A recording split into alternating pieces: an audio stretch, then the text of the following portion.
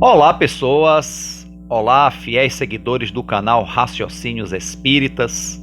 Este é o bloco Opinião Espírita. Fazemos aqui um estudo dirigido do livro Opinião Espírita. Eu sempre repito isso no início do vídeo, porque pode alguém estar chegando agora. Acontece, né? Chegando no 39º capítulo, né? No capítulo 39, né? É um livro psicografado, né? Uma obra mediúnica de Francisco Cândido Xavier, né? O Chico Xavier, e o médium Valdo Vieira, né? É uma psicografia em parceria e a autoria espiritual também é uma parceria. Emmanuel e André Luiz em capítulos alternados. Hoje o capítulo é por conta de André Luiz, né? Que é o capítulo 39, como eu já falei, que se chama Reformas de Metade, né? É aquela reforma que a gente só faz na metade e deixa a outra metade para lá. Já viu? Alguém faz alguma reforma de metade? Você reforma metade da casa, a outra não? Às vezes até é, né? Porque falta o recurso, né? E aí faz uma parte, depois outra, né? Mas o que André Luiz quer chamar a nossa atenção aqui com esse título, Reformas de Metade, né? Para isso, como eu até esqueci de dizer outro detalhe, né, do estudo, é que André Luiz e Emmanuel sempre se refere a um conteúdo da codificação para dar a sua opinião espírita. Como no caso aqui, ele está recorrendo aqui ao livro O Céu e o Inferno, né, ou A Justiça Divina segundo o Espiritismo, né, que é o subtítulo. Na primeira parte, no capítulo 7, né, no item 2, porque aqui nesse capítulo Allan Kardec ele faz uma espécie aqui, o título é Código Penal da Vida Futura, quer dizer, ele fazendo uma analogia, como eu falei num vídeo anterior, que ele já foi recorrido esse capítulo aqui, né? Uma analogia com o nosso Código Penal, nossas leis, às leis divinas, às leis espirituais, né? É só uma analogia para a gente entender melhor, né? De uma forma didática, já que Kardec era um educador, né? Um pedagogo, né? E aí ele, nessa parte, que vai falar sobre justamente a felicidade, né? Quem não quer ser feliz, né? Não é isso?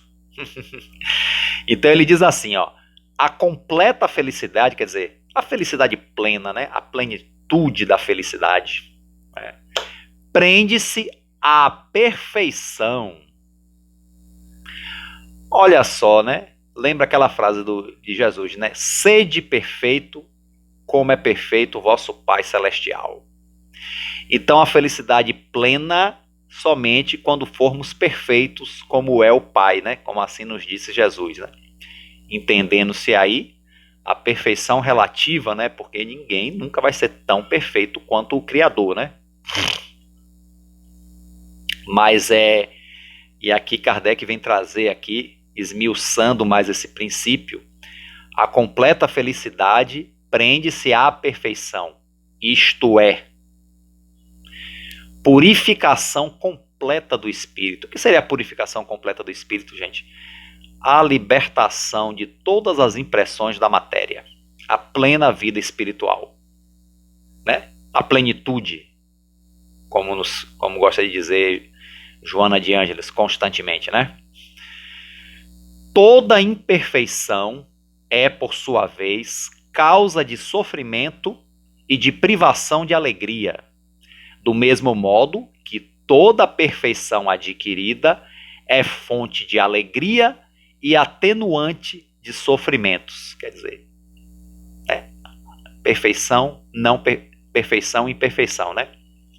E aí, uma parte aqui grifada importante, não há uma única imperfeição da alma que não importe funestas e inevitáveis consequências. Quer dizer, toda imperfeição traz consequências não muito boas, né? Como não há uma só qualidade, em contrapartida, claro, não há uma só qualidade boa que não seja fonte de alegria. Então, em contrapartida, as boas qualidades é uma fonte de alegria, é uma fonte de felicidade, né? E aí é que se dá a evolução, né? O nosso crescimento. Então, para que a gente entenda, né? É óbvio que a caminhada do espírito é uma coisa mais complexa, né? E tem várias implicações. O que Kardec está fazendo aqui é uma análise mais econômica, mais enxuta, para que a gente possa entender essa questão da caminhada do espírito no que concede, né, a questão de buscar a perfeição, né, a perfeição relativa, né, para que a gente tenha um entendimento melhor, ok? Então, baseado nesse conteúdo, André Luiz aqui, no capítulo 39, faz esse texto, né, Reformas de Metade, dá a sua opinião com relação a isso. Então ele começa dizendo assim: desde a primeira hora da doutrina espírita, né, desde que a doutrina espírita começou ali, né, com as manifestações, naquela época lá né, que a gente estuda as manifestações físicas, né, para ser mais exato, desde a primeira hora da doutrina espírita, recomendam os emissários da esfera superior uma reforma urgente. Olha só, gente, os espíritos da esfera superior, eles recomendam uma reforma urgente, para ontem, né?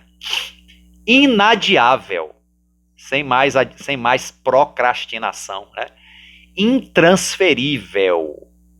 Não podemos transferir a outro o nosso crescimento espiritual. Isso cabe a nós mesmos, né? Os outros podem nos ajudar. Como podemos ajudar os outros, né? Pela lei da fraternidade. Mas o crescimento é pessoal. A reforma de cada um de nós nas bases traçadas pelo Evangelho de Jesus. Continua. Isso porque toda reforma nas linhas da boa intenção será respeitável, mas somente a renovação interior é fundamental. Boa intenção, gente, é o início, mas não é o fim, né? Tem aquela frase, né, exagerada, de boa intenção o inferno tá cheio. É uma frase popular, né? Mas eu acho que essa questão aí se refere mais à hipocrisia do que às boas intenções verdadeiras, né? Porque a boa intenção, ela é a vontade, a boa intenção e acompanhada da vontade é que nos faz, né, tomar iniciativas para o bem, né? Mas aqui André Luiz chama a atenção de que é necessário, além da boa intenção, a renovação interior, né? Nos reformarmos interiormente. Isso entra a questão de autoconhecimento, né? Que a gente sabe, tem um texto sobre autoconhecimento maravilhoso de Santo Agostinho, né? Assinado por Santo Agostinho em O Livro dos Espíritos, né? A lição de Jesus, o reino de Deus começa dentro de nós. Está se falando também dessa questão, né, da renovação interior, que é fundamental. Continua. Tudo que vise melhorar a vida deve ser feito. Óbvio, tudo que cause melhora deve ser feito, deve ser buscado. No entanto, se não nos melhorarmos a nós mesmos, todas as aquisições efetuadas são vantagens superficiais. Então, todas as melhorias que fazemos na vida exterior são respeitáveis, claro. Mas, se não nos melhorarmos a nós mesmos, né, são vantagens superficiais, ou vantagens passageiras, né, de superfície. Mais uma vez, corroborando com o parágrafo anterior sobre a renovação interior fundamental. Qualquer benefício externo, para ser benefício externo, perdão, gente, é que eu tô com, é difícil gravar quando a gente está com um pouquinho de irritação na garganta, mas vamos lá, com a ajuda dos bons espíritos a gente continua aqui, né? Qualquer benefício externo, para ser benefício real, depende de nós, né? Então, qualquer benefício real depende de nós, que a gente, né, de todos nós, né, do nosso trabalho, né, do trabalho individual e do trabalho em conjunto, né, da coletividade, né? Tem aquela coisa, sonho que se sonha só é só um sonho, mas sonho que se sonha junto é realidade, né? Aquela música linda de Raul Seixas, né? A luz que nos auxilia a escrever uma página de fraternidade pode ser aproveitada pelo companheiro menos feliz para traçar uma carta que favorece o crime. Então a escrita é algo abençoado? É. Só que pode ser usado das duas maneiras, tanto para o bem quanto para o mal, depende da mão de quem escreve. Né? Igual a enxada, que pode ser usada para plantar alimentos, para dar na cabeça de alguém, né? Para agressão. Então, assim, a ferramenta ela é neutra. Né? O dinheiro, aí ó, o dinheiro que nos custeou a movimentação para o estudo das leis morais que nos governam o destino, é o mesmo que está sendo despendido pelos que compram a decadência do corpo e da alma nos redutos do álcool. Então ele faz uma comparação, né? O mesmo dinheiro que custeia coisas boas, que compra bons livros, que banca a nossa educação, também banca os nossos vícios, né? Ele usou o álcool como exemplo, mas podemos ampliar os nossos vícios, não só os vícios entorpecentes, álcool, drogas, não, mas os vícios também comportamentais, os vícios morais, né? As licenciosidades, né? O dinheiro nos ajuda, né? A própria internet que a gente paga, a gente pode usar. A internet é um mundo que você pode achar o que você quiser. Você pode se direcionar para onde você quiser. E a internet é aberta, né? Imagine as outras, né? A tal da Deep Web, da Dark Web, né? Que tem coisas mais escusas ainda, né? E por aí vai. O automóvel, né? Que nos conduz ao cenáculo de oração, onde louvamos a bondade divina, transporta de igual modo a locais determinados os que se reúnem para a negação da fé. Então o carro leva aonde, né, o nosso coração quer e aonde é possível chegar, né? Tanto para bons lugares quanto para lugares questionáveis. Aí vai de quem está no volante, do direcionamento de cada um, né? Aliás, o automóvel é uma conquista maravilhosa da humanidade que muitas bênçãos trouxe, né? Mas o mau uso também causam tantas tragédias, né? Só vemos aí as estatísticas do carnaval, né? No trânsito, né? A gente já espera, infelizmente, né? Também, né? Pelo uso não muito atencioso do carro, da negligência, da falta de realmente de responsabilidade da pessoa que está atrás de um volante, né, que bebe para dirigir, que não tem atenção, ou que não sabe dirigir, não aprende direito e mesmo né, sai dirigindo mesmo, aí comete algum acidente por imperícia. Tudo a gente tem que saber fazer, gente. É necessário saber fazer, né? Esse vídeo que eu estou fazendo, eu tenho que saber fazer. Eu não sou um mestre em fazer vídeo, não sou um mestre em espiritismo, longe disso, né? Mas eu tenho que saber o que eu estou fazendo aqui agora. Né? O básico, pelo menos. Qualquer coisa na vida. Isso inclui tudo, uma palestra, uma manutenção, você consertar um motor, você tem que saber, você tem que conhecer todas as nuances do motor para poder consertá-lo, ou para poder construí-lo, ou para poder repará-lo, certo?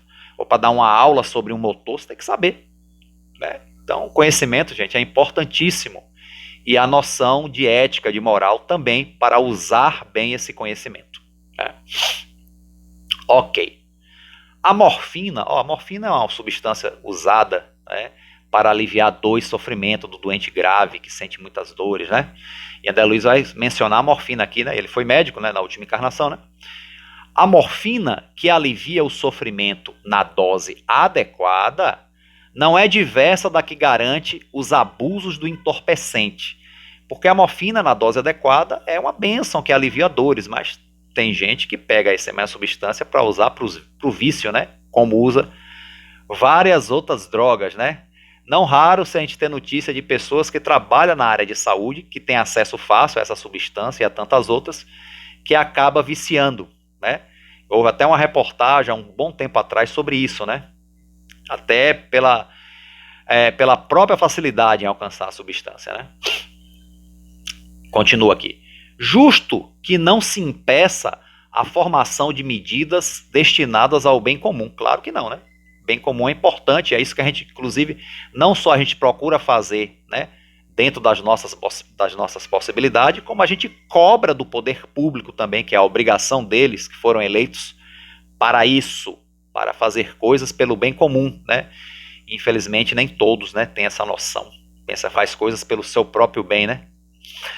Mas o mundo segue, o mundo cresce e as coisas têm também mudado nessa área, né? Por mais que alguns pensem que não, né? Mas vamos seguir aí. A higiene, olha só, gente, tomar banho, escovar os dentes, olha só, botar desodorante, a higiene, hein? A higiene é um atestado eloquente de que ninguém deve e nem pode viver sem a constante renovação exterior, né? É constante, todo dia a gente tem que se higienizar, trocar de roupa, né? Então imagine se a gente faz isso externamente. André Luiz está chamando aqui a atenção de que internamente também é necessário. Olha só, né? Temos tanto cuidado com o nosso corpo, né? Nem todos, né? Tem alguns que realmente não tem muito não, né? Mas temos que ter o mesmo cuidado com o nosso interior, né? Com o espírito, com a mente, né? Continua aqui. O espiritismo, porém, nos adverte perdão. O espiritismo, porém, nos adverte de que todas as modificações por fora, ainda as mais dignas, são reformas de metade, que permanecerão incompletas sem as reformas do homem que se lhes maneja os valores. Quer dizer, as reformas externas são dignas, sim, mas são a metade. Falta outra metade, que é a reforma interior. Por isso o título, Reformas de Metade. Chegamos, né? Ao sentido do título que André Luiz quis nos dar. Reflitamos nisso, continua aqui André Luiz. Reflitamos nisso, observando o caminho e a meta. Sem a estrada, não alcançamos o alvo. Entretanto, a estrada é o meio e o alvo é o fim. Quer dizer, precisamos da rota, né, da estrada para alcançar o alvo, mas a estrada é o meio, né, ao qual alcançamos o fim, quer dizer, o nosso objetivo lá no final da estrada, né? E são tantas estradas na vida, né, gente? São tantos caminhos, né, que a gente temos que percorrer para nosso crescimento espiritual. E aí agora no último parágrafo, ele diz assim: para sermos mais precisos, né?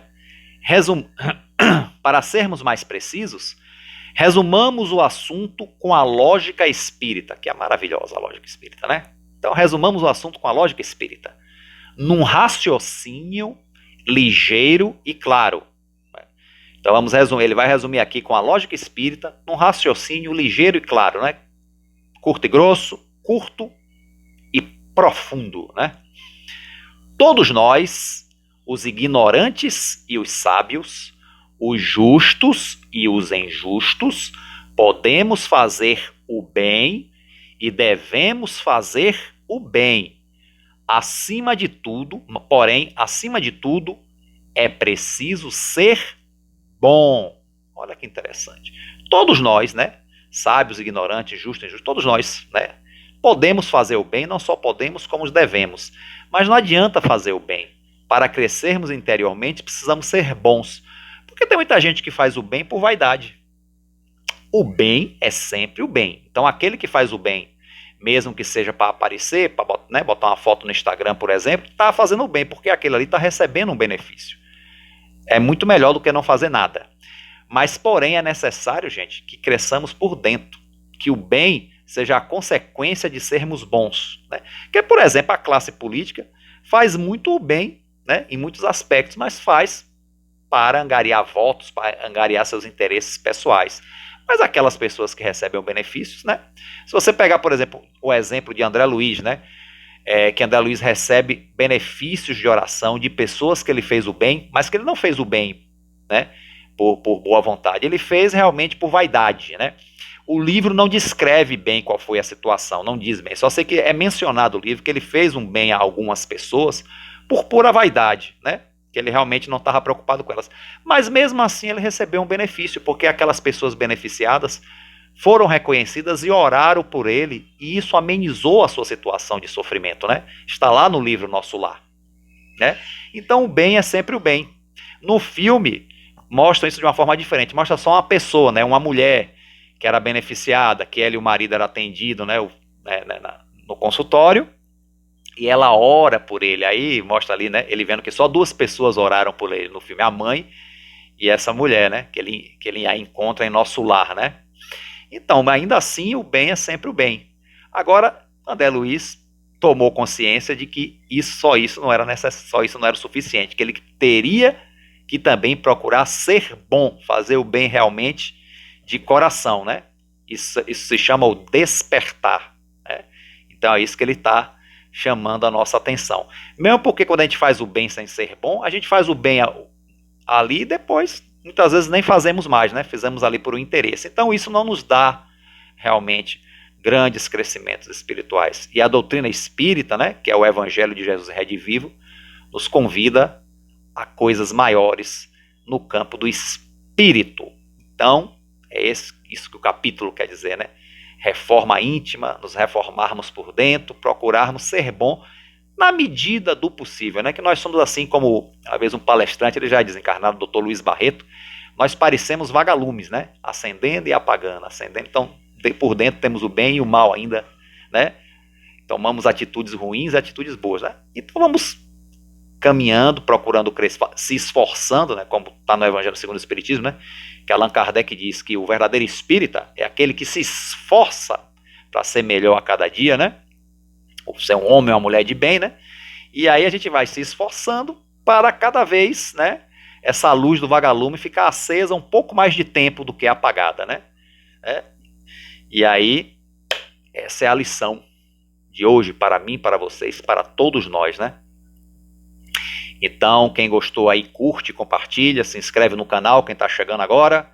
Ok, gente? E espero que mais uma vez tenha sido útil, né, para todos que aqui assistiram a esse vídeo, ok? Então, a todos aí, um forte abraço. Fiquem com Deus.